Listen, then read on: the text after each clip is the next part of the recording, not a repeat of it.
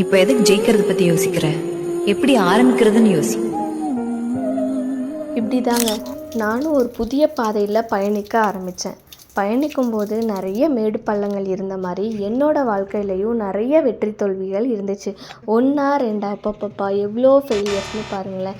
ஒரு பொருளும் தயாரித்து அது நேரடியாக மக்கள்கிட்ட கொடுக்காம அந்த பொருளை ஃபஸ்ட்டு நான் யூஸ் பண்ணி எனக்கு அந்த பொருள் திருப்தியானதுக்கப்புறம் தாங்க நான் என்னோடய பொருளை கஸ்டமர்ஸ்க்கு கொடுக்க ஆரம்பித்தேன். அப்படி கொடுக்க ஆரம்பித்ததில் மைக்கேர் ஆர்கானிக் காஸ்மெட்டிக்ஸ் இன்றைக்கி மக்கள்கிட்ட நிறைய வரவேற்பு பெற்றிருக்கு. அதுக்கான ரிவ்யூஸும் நீங்கள் கொடுத்துருக்குது அப்பப்பப்பா அவ்வளோ கொடுத்துருக்கீங்க. எல்லாத்தையும் அட்டாச் பண்ணுறேன் பாருங்கள். ஒரே கஸ்டமர் நேற்று 1770 ரூபாய்க்கு ஆர்டர் ப்ளேஸ் பண்ணியிருக்காங்க. அந்த அளவுக்கு என்னோடய பொருள் மக்கள்கிட்ட போயிடுச்சு அப்படிங்கிறது எனக்கு ரொம்பவே ஹாப்பியான விஷயந்தான் இது. கண்டிப்பாக தோல்வியோடு நின்றக்கூடாது, இன்னும் அடுத்தடுத்து முயற்சிக்கணும் அப்படிங்கிறது இந்த வீடியோலேருந்து நான் சொல்ல வர ஒரு சின்ன கருத்துங்க.